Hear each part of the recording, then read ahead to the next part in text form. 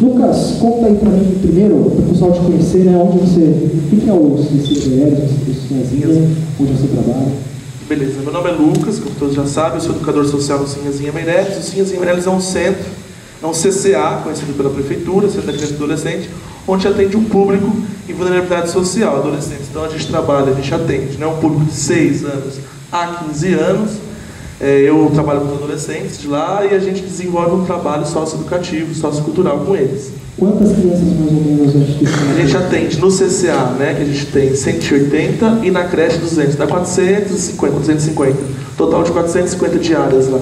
E você mais ou menos diretamente atende essa proporção inteira, uma parte, como funciona? Eu atendo 60, são 30 de manhã e 30 à tarde, porque eles vão lá em contraturno escolar. Né? Então eles trabalham, eles vão para a escola de manhã e vão para lá à tarde. Quem vai para a escola à tarde vai para lá de manhã. Então a gente trabalha em contraturno escolar. Então, agora vamos entrar dentro do solo do tema aqui, né? Que a gente está falando então sobre a redução da maioridade penal. O pessoal está acompanhando isso muito aí pela mídia, né? A internet também, se você entrar, você encontra muita coisa, só que às vezes a informação vem meio polarizada, né? Uma corrente de um lado, uma corrente de outro, as pessoas às vezes ficam muito mais na briga do que no argumento, né? Primeiro assim, queria saber basicamente o seu posicionamento, favor, contra, indiferente, tanto faz, quem decide não é a gente, ou quem decide é a gente. Fala um pouquinho pra gente sobre a sua opinião. Acho que só vale perguntar para vocês, assim, pra gente poder começar a nossa coisa. Quem é que é a favor da redução? Levanta a mão. Pode baixar? Quem é contra a redução? A gente está 50-50, eu acho aí, né? Tá diferente do programa da Jesus, né? 98%. Como eu venho já há um tempo, fiz um trabalho primeiramente com os adolescentes onde eu trabalho sobre redução, então a gente trouxe discussão, a gente fez um evento no Sinhazinha Meireles também, em parceria com a DRE. Eu fiz um trabalho de jornal rural com eles, onde eles fizeram uma pesquisa sobre o tema. Até hoje eu nunca dei a minha opinião para eles, porque o educador ele é muito formador de opinião para os adolescentes que estão em sua formação. Então você fala, sou contra o que está lá, que não sabe o que está, e fala, sou contra também. Ele nem sabe o que é, mas sou contra, porque o professor falou que é contra, eu sou contra. Então eles foram pesquisar para tomar a decisão. E no começo nós tínhamos 23 adolescentes, 30, né, em período, a favor da redução, né? Eu sou, pelo projeto de lei, duas coisas vamos priorizar. O projeto de lei que vigora hoje, vai vigorar, né, se Deus quiser, não. Eu sou contra. Mas a discussão não é essa. Eu acho que nós estamos num momento errado. Quando nós falamos assim, eu vi a discussão no plenário, o Brasil pede redução. Mas o Brasil pede educação de qualidade. Eu nunca vi essa mudança que está acontecendo, né? Então eu acho que é válido lembrar que precisa arrumar a impunidade, precisa, mas eu acho que a discussão não é essa, nós estamos adiando uma coisa. Então eu acho que precisa existir a discussão, é importante esse espaço que vocês possam sair daqui com opiniões formadas contra ou a favor, mas nós precisamos conhecer. Estava conversando com os amigos aqui, eu falei coisa, o cara pega no Facebook, ele faz o TCC pelo Facebook. Ele lê uma reportagem, ele vai querer discutir com você pela reportagem do Facebook. Igual existiu uma polêmica aí a Dilma vai cortar o 13º salário. É mentira, né? É só um boato que foi gerado no Facebook, depois no grupo do WhatsApp, todo mundo abraçou a ideia, né? Era uma discussão no trabalho. Nossa, a Dilma vai tirar o 13º. E se você for pesquisar, essa lei nem existe. Então hoje as pessoas, quando eu me pus contra a redução, eu recebi mensagens no particular. Você é louco, com ameaças, você é contra a redução, você é um formador de opinião, como você pode ser contra a redução? Né? Porque as pessoas não leram nada, não sabem, mas tomam a sua opinião pela mídia e pelo Facebook. Não, rede social, né, a um certo ponto, né, Lucas, assim, ela surge um momento muito bacana, porque se falar, as pessoas agora podem falar livremente, você pode se comunicar até com quem você nem sabia que existia, por exemplo, no Acre, né, assim. Então a gente, né, ampliou bastante, tem um parente no Japão, consigo conversar, só que ao mesmo tempo, eu queria que você trabalhasse um pouquinho mais essa informação então, que você trouxe aqui, elaborasse um pouquinho melhor, até porque a gente tem uma juventude bem grande aqui presente hoje, de imprensa jovem, porque assim, a mídia virtual, eu estou com quase 40, né? Então assim, eu sou do tempo do telefone fixo, do CEP, eu sabia para que existia CEP, né? quando surgiu o e-mail, a garotada, quem tem e-mail aí da garotada e usa? Vocês usam e-mail? Há poucos braços levantados, né? Tem às vezes para ter um login, não é isso? Para ter um acesso. Se ficar automático, então até esquece que tem e-mail. Não é verdade? Mas fica essa polaridade mesmo. Tem que se falar um pouquinho sobre isso. Ou você é de uma corrente, ou é de outra. Quero que você fale um pouquinho desses extremos que você está percebendo na internet. É assim, ó. Eu falo que o jovem, o meu público, eles são muito fáceis. Você conversar com ele 1 hora, ele vai virar seu fã, ele vai falar, é isso mesmo. Daqui 1 hora, se ele ver um outro vídeo no Face que tire toda... Pronto, o Face está certo. Isso a educação discute muito, né? Ela trabalha muito esse polo, né? Essa questão, tipo, o professor ele vai lá, ensina no modo dele. Ele vê um vídeo no Facebook de um outro professor dando uma aula super divertida. O professor da escola não presta, porque não dá aula para o Facebook. Então nós temos hoje uma arma, ao mesmo tempo, e claro, um veículo de comunicação. Hoje no Facebook circulam muitas coisas que às vezes eu vejo e falo, meu Deus, né? Como alguém deixou publicar? Então, para redução, por exemplo, as pessoas vai lá, compartilham uma informação da Veja e acha que a Veja é super certa. Mas não, vai ler um texto, né? Vai pesquisar os autores que eu estava falando, né? Ensinar, educar, aprender cansa, dá trabalho.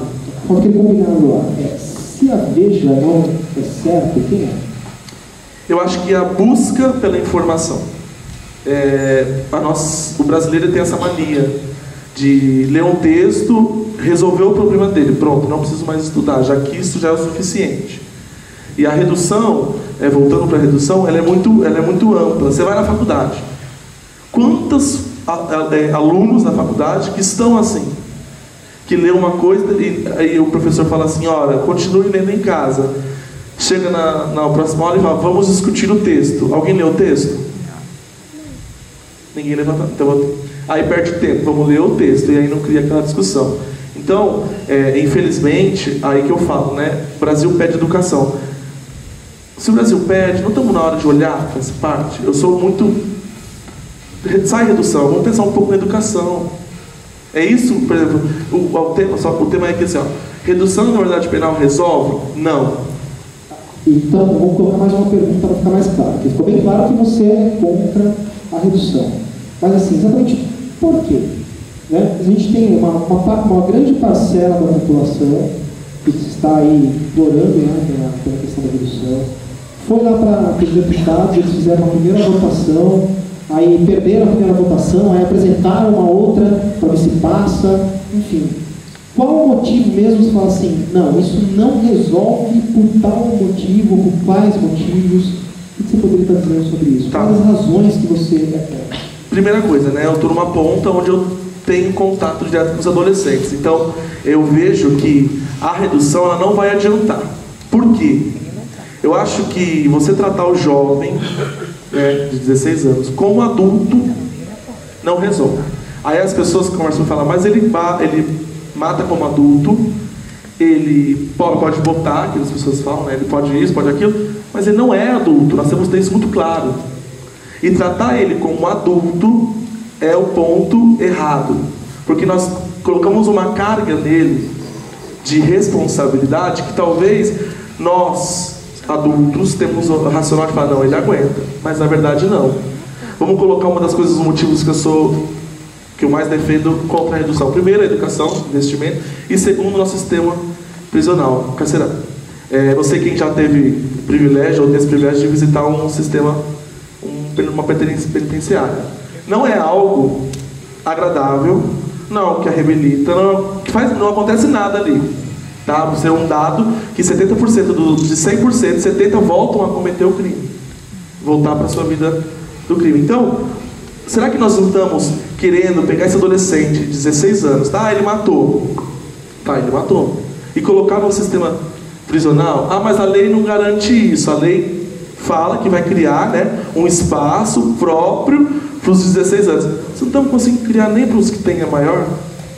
Está conseguindo, é super lotado. Ah, não quero saber, acho que é muito desumano, mas não quero saber, vamos pegar lá e socar lá dentro. Não, mas vamos lá.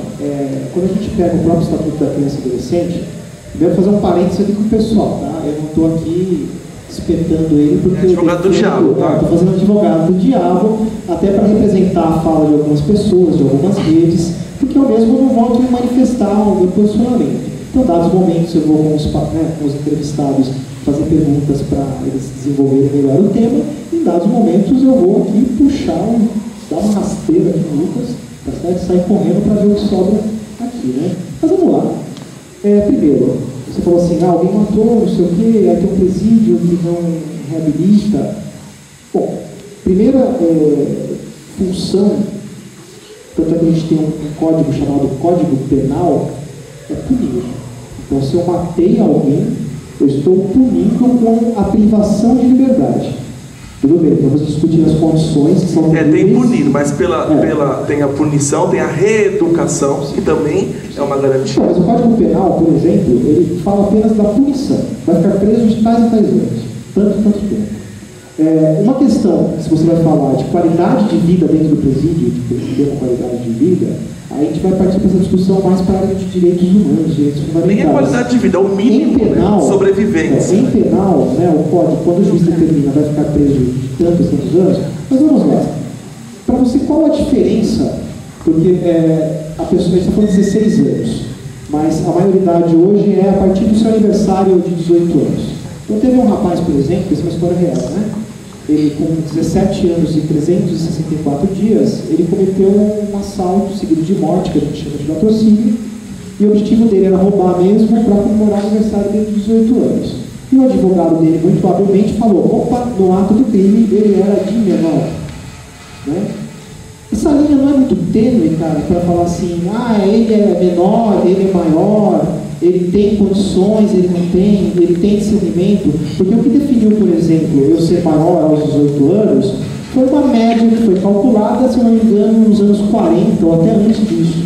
Dos anos 40 para cá, não teve mais discussão.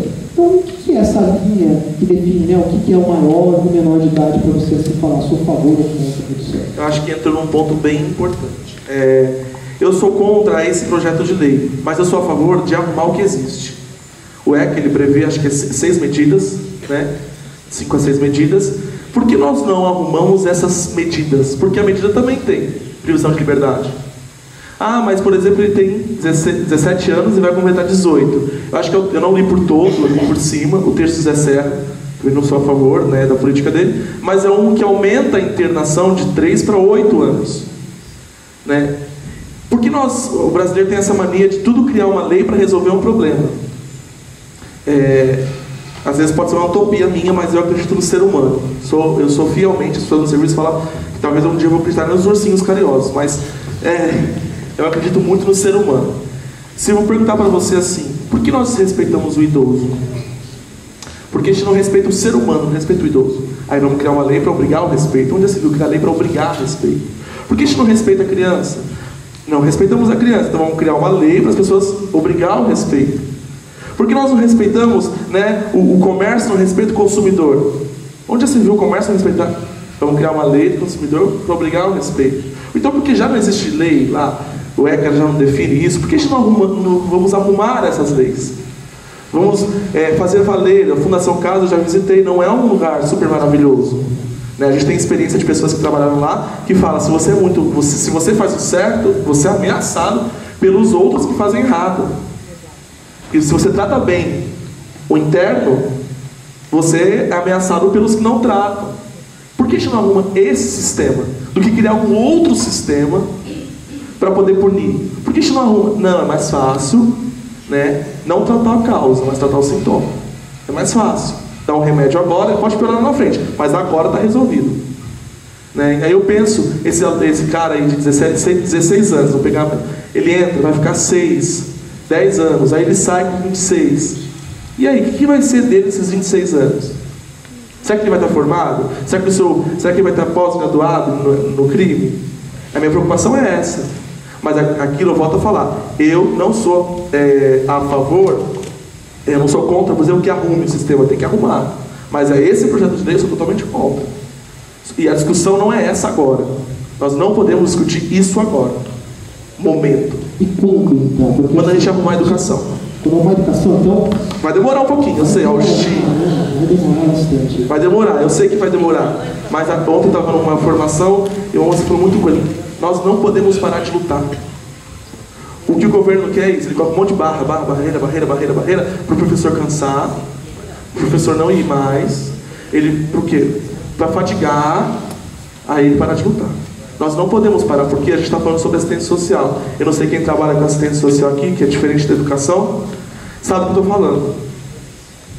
A verba da assistência social, vou fazer uma pergunta, quem trabalha no terceiro setor, não na educação? Você sabe que a verba, eu não posso comprar, gente, uma mesa, porque é material permanente com a verba, tá? Se você for, eu não posso comprar um grampeador, porque é bem permanente. Aí você pega esse sistema, que está aliado com a escola, aí o professor, você fala assim, você é de ONG, ONG, ficam lá só brincando e não fazem nada. Tem essa visão, só que existe um trabalho por trás disso. Eu tenho educandos hoje, que estão detidos na Fundação Casa.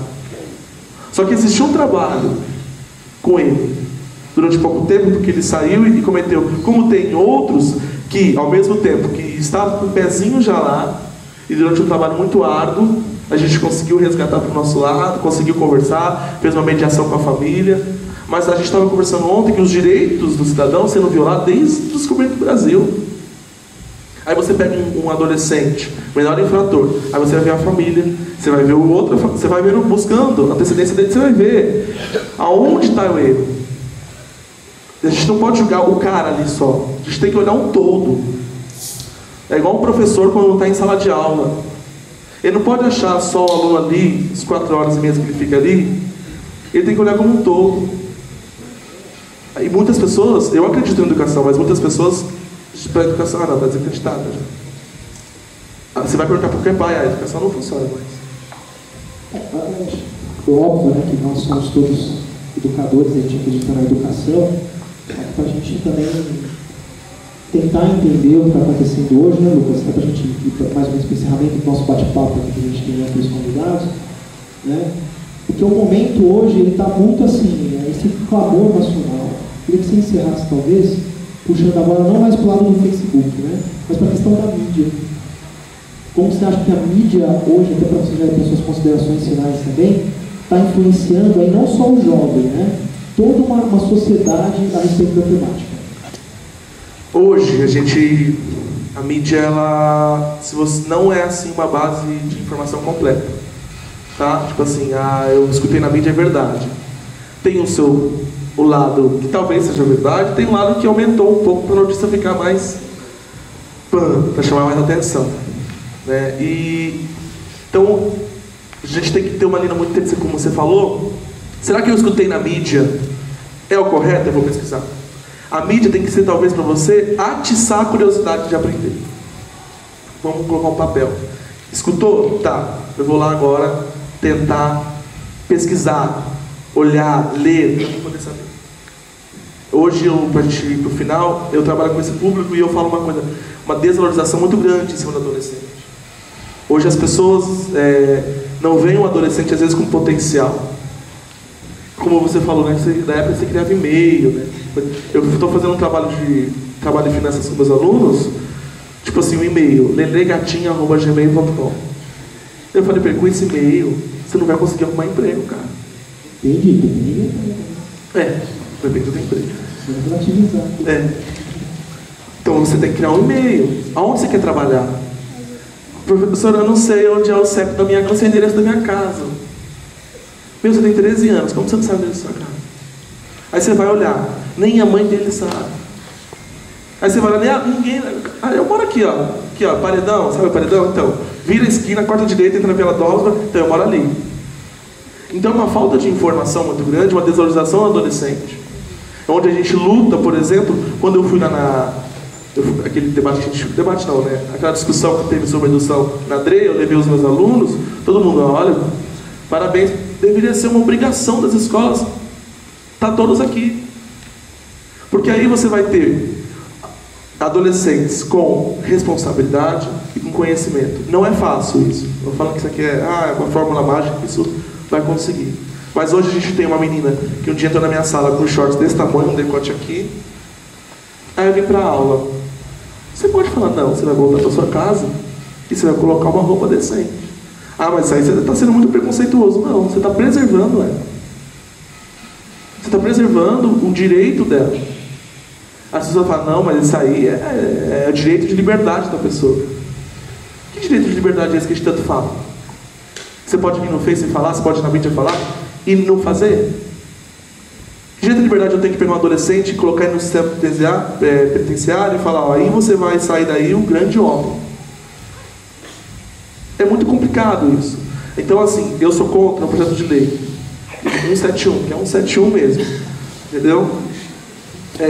Para a gente poder finalizar, não sei quem leu o projeto de lei, até na terça-feira, quando foi aprovado,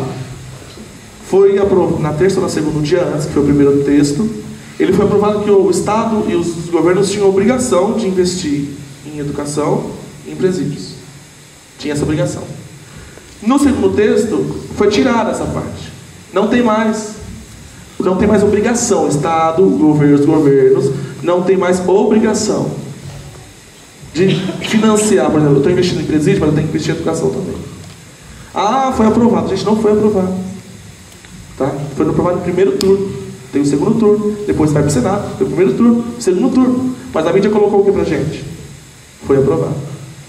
E aí todo mundo fala, amanhã começa a vigorar já, cadeia dos adolescentes. Tinha gente comemorando no Facebook. Tinha, eu vi focos, né? Tinha focos, bandido bom é bandido preso. Um cara mandou assim, eu nem conheço o cara, colocou assim no Facebook, toma seu trouxa. Eu toma seu trouxa o quê, amigo?